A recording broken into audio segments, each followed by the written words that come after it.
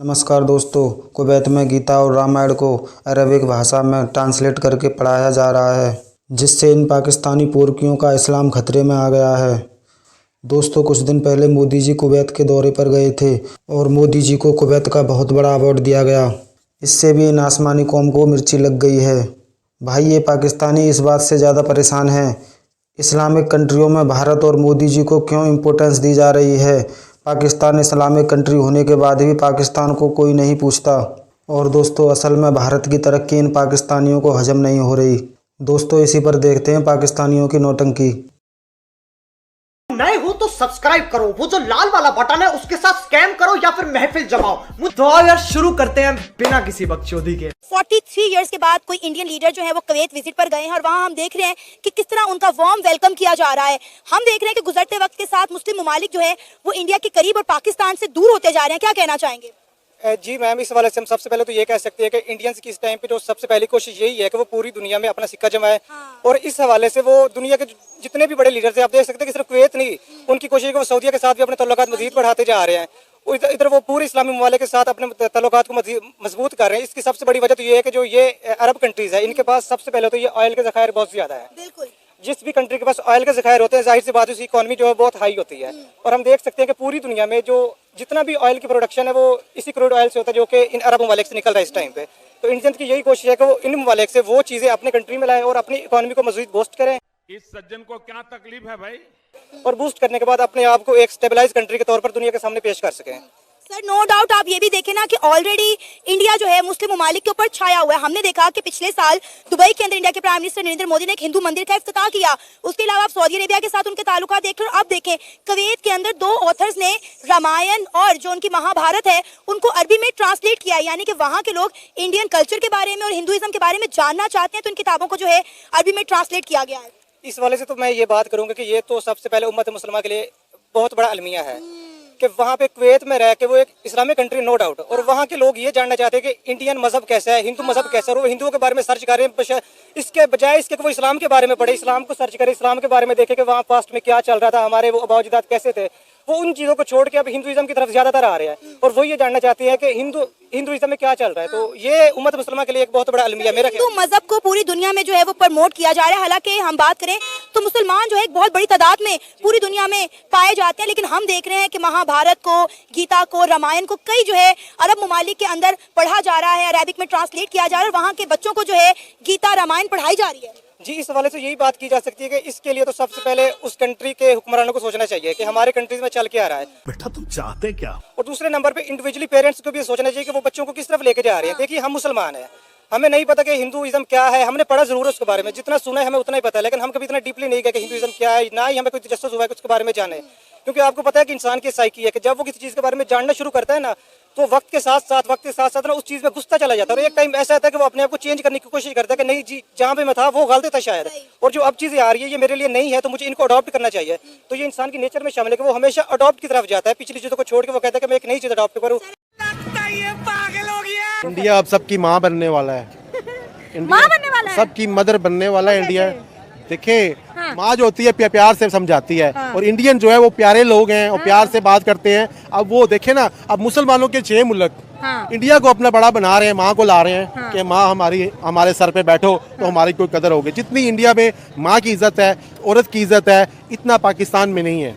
इसीलिए हम पीछे हैं। हालांकि हमारा इस्लाम कहता है, हमारा दीन कहता है कि आप औरतों की इज्जत करें, मगर जितने हिंदू लोग औरतों की इज्जत करते हैं पाकिस्तानी नहीं करते हैं। इसीलिए हम लोग पीछे हैं। तो सुधर जाओ, सुन लो मेरी बात, ठीक है? थोड़े मैनर्स सीख लो, एटिकेट सीख लो, तमीज सीख लो। इसी तरह जो है कुवैत है वो भी एक नया एक्सपीरियंस करना चाहता है। वो कुवैत को न्यू कुवैत बनाना चाहता है, जिसमें उन्होंने इंडिया के प्राइम मिनिस्टर नरेंद्र मोदी की मदद मांग ली है।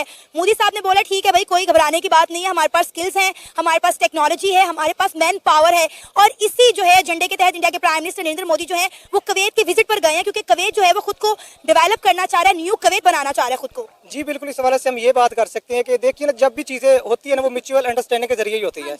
अब मोदी को क्या है, कुवैत वाले उनके हिंदुइज्म के बारे में जानना चाह रहे हैं कि हम उसको मॉडर्न करें, उसमें चेंजिंग्स लाएं, जो पुराने रस्म रिवाज उनको खत्म करके उसको जिद्दत की तरफ लेके आए, मॉडर्निज्म की तरफ लेके आए। और उसके बदले में मोदी उनसे क्या चाह रहा है, वो चाहता है कि उनके जो वहाँ पे जितने भी ज़खायर निकल रहे हैं वो मैं अपने कंट्री में लाऊं, अपनी कंट्री की इकोनॉमी को बूस्ट करूँ। तो इस वाले से उसकी कोशिश यही है कि मैं जो भी मुझसे बन सका ना, मैंने इंडिया को ऊपर लेके जाना है। उसकी जो सबसे पहली अवलीन तरजीह है ना, उसकी यही है कि मैं इंडिया को ऊपर लेके जाऊं, इकोनॉमी को बूस्ट करूं। हमारे एक तो सियासतदानों ने ना तो कोई अपनी रिस्पेक्ट बनाई है और ना ही पाकिस्तानियों की रिस्पेक्ट बनाई है। नरेंद्र मोदी ने ना सिर्फ इंडिया का नाम पूरी दुनिया में मनवाया है, बल्कि आप देखें उन्होंने इंडियंस को कितनी रिस्पेक्ट दिलवाई है। अब इंडिया के प्राइम मिनिस्टर नरेंद्र मोदी 4 बजे जो है सुबह अगर दुबई के अंदर लैंड करते हैं तो दुबई के प्रिंस उन्हें खुद आते हैं वेलकम करने के लिए और कहते हैं उनका हाथ पकड़ के कि यहाँ पे रहने वाले इंडियंस हमारी रिस्पॉन्सिबिलिटी है। और आप देखिए यूएई ने पाकिस्तानियों के लिए वीजाज बैन कर लिए। हमें शर्म से डूब कर मर जाना चाहिए कि इस्लामी ममालिक, अरब ममालिक जो है वो इंडियंस को रिस्पेक्ट दे रहे हैं, हिंदुइज्म को प्रमोट कर रहे हैं और पाकिस्तान को जो कह रहे मगरू ला रहे हैं। जी, इस हवाले से तो ये बात की जा सकती है कि जैसा आपने अभी कहा कि दुबई वाले वो कह रहे हैं कि जी हम फुल सिक्योरिटी देंगे इंडियंस को, और ये हमारी रिस्पॉन्सिबिलिटी है कि इनको यहाँ पे जॉब सिक्योरिटी भी होगी और इनको हर तरह का कोई भी यहाँ पे खतरा नहीं होगा। छोटी बात नहीं है कि आप वो कह रहे हैं कि इंडियंस हमारी जिम्मेदारी है। कभी किसी ने कहा कि पाकिस्तानी हमारी जिम्मेदारी है? जी, इसके पीछे एक रीजन है, मैं आपको बताता हूँ क्यों नहीं कहते कि पाकिस्तानी हमारी रिस्पॉन्सिबिलिटी है। सबसे पहले तो पाकिस्तानी जब भी बाहर जाता है ना, तो उसकी सबसे पहली कोशिश ये होती है कि वो शॉर्टकट कोई ना कोई तलाश करे, और शॉर्टकट के चक्कर में वो कोई ऐसा वहाँ पे जुर्म कर बैठता है जिसकी वजह से कि वो ना तो बल्कि अपने आप को बदनाम करवा रहा होता है, बल्कि पूरी पाकिस्तानी कौम को वो जलील करवा होता है वहाँ पे। कि इस्लामी ममालिक अब हमसे जान छुड़वाते हैं, वो किसी भी इंपॉर्टेंट मीटिंग में इंडिया को तो बुलाना पसंद करते हैं, पाकिस्तान को बुलाते ही नहीं है। जी, इस हवाले से सबसे पहले तो ये बात है कि वो क्यों नहीं पसंद करते हैं। पसंद इसलिए नहीं करते कि जब हमारे अपने घर की हालात ठीक नहीं है, जब हमारे घरेलू झगड़े भी खत्म नहीं हो रहे, तो बाहर वाला हमें क्यों प्रमोट करेगा, वो हमें क्यों बुलाएगा। जब उनको ये पता है कि इनको तो अपने झगड़े भी खत्म नहीं हो रही, अपने झगड़े खत्म नहीं कर रहा है, तो ये आके हमें क्या सलाह देंगे, हमें क्या मशवरा देंगे। मैं आपका जीना हराम कर दूंगा। As a Pakistani, as a Muslim देखें तो ये जैसे हिंदुइज्म को प्रमोट किया जा रहा है, ये गलत है। क्योंकि हमारे हजूर सल्लल्लाहु अलैहि वसल्लम ने फरमाया कि हिंदुइज्म मतलब मुसलमान डोमिनेट करेंगे, इंशाल्लाह we will dominate the world. Muslim ममालिक का झुकाव इंडिया की तरफ बढ़ रहा है और इंडिया के प्राइम मिनिस्टर नरेंद्र मोदी को दूसरे मुस्लिम ममालिक में रिस्पेक्ट मिल रही है। हमें भी हालात और वक्त को देखते हुए इंडिया के साथ हाथ मिला लेना चाहिए। अगर चाहे इंडिया नहीं मिलाना चाह रहा, वो एक अलग बात है। बेसिकली ये तो दोनों ममालिक की ना रजामंदी के साथ होगा। जब ख्यालात मिलते हैं तब दोस्ती होती है, जब हमारे ख्यालात ही नहीं मिलते। बेसिकली मेन मसला हमारे जो दरमियान है वो मसला कश्मीर है। जब तक वो सॉल्व नहीं होगा तब तक हम फ्रेंडशिप नहीं कर सकते। इसीलिए पाकिस्तानियों का पता चल गया दुनिया को कि इनके पास एटम बम शायद अब नहीं है। जो अभी हालात बन गए, जिस तरह ये मांग रहे हैं, इन्होंने एटम बम भी उनको दे दिया है। इनके पास कुछ नहीं है। अच्छा। ये सिर्फ बस खाली खोल लेके बैठे हुए हैं। हाँ। इनके पास एटम बम वगैरह कुछ भी नहीं है। एटम बम तो है, ये तो सारे 25 करोड़ पाकिस्तानियों को पता है। होता तो ये दिखाते, किसी पे चलाते, किसी को धमकाते। हाँ। ये तो हर किसी से डरते हैं।